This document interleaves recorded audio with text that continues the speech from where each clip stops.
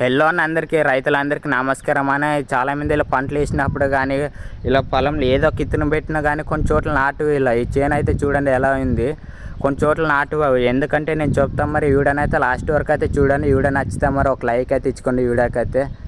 మనకి కొన్ని చోట్ల ఇలా ఎందుకు నాటు అంటే మనకి ఎండాకాలం వచ్చిందంటే చాలు పత్తి కట్టలు కానీ గడ్డి నేల కానీ ఏరికేసి ఒక చోటు కుప్పేసి తాగిలి పెడుతుంటాము. అప్పుడు ఏమైందంటే అది ఆవురంతా భూమిలోకి వెళ్ళి బాగా ఒక చోట అయితే నల్లగా అయితే అవుతుంది.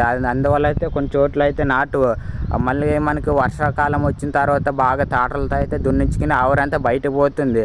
బయటకు పోయినా అది ఒక చోట మనకి భూమిలో నల్లగా అయితే అవుతుంది. అది ఏ ఇత్తనం పెట్టినా కానీ నాటినా కానీ చెట్లు అయితే వణికిపోతుంటావు అది. అందువల్ల అయితే కొన్ని చోట్ల అయితే నిప్పులు పెట్టిన చోట ఎవరైతే ఈ తప్పులు అయితే చేయకండి. పొలంలో అయితే నిప్పులు అయితే పెట్టుకోకండి. ఏదైనా చేను బయట అయితే ఖాళీ భూమిలో అయితే ఉంటావు కదా, అక్కడైతే పెట్టుకోండి. ఇలా